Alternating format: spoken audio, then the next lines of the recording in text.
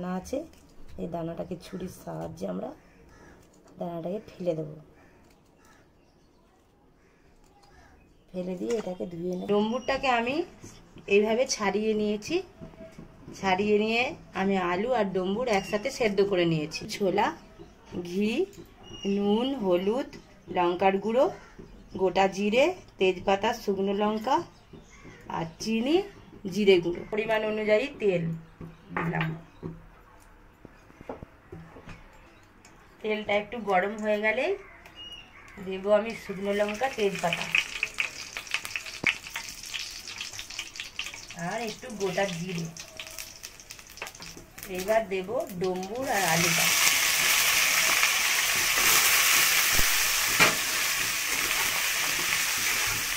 এবার এটাকে ভেজে নেব।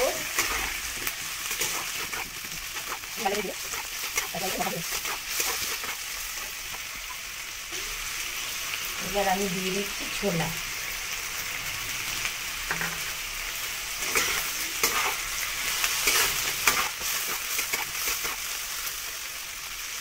এবার আমি পরিমাণ মতো নুনটা দেব।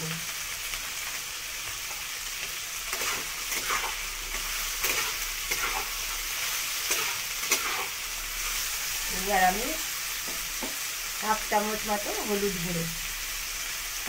গুঁড়ো দিলাম আর হাফ চামচ মতো লঙ্কার গুঁড়ো দিলাম।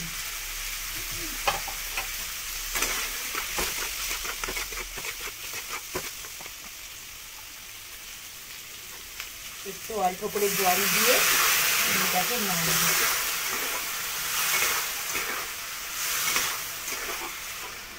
এটা নাড়াচাড়া করে দেব একটু চিনি আর দিচ্ছি জিরের গুঁড়ো।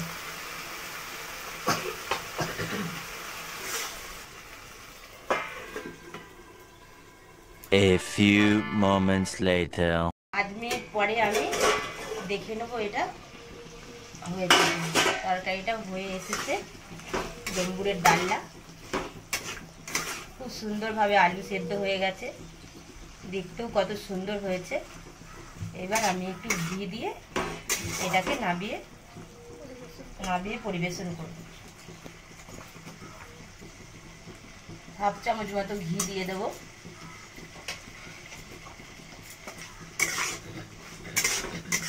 আপনারাও বানিয়ে খাবেন, ডম্বুরে প্রচুর উপকার আছে।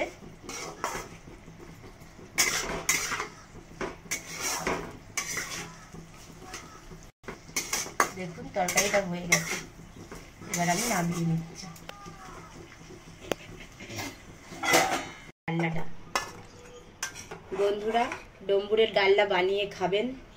কেমন হয়েছে আপনারা শেয়ার করবেন, সাবস্ক্রাইব করবেন। নমস্কার, রাধে রাধে।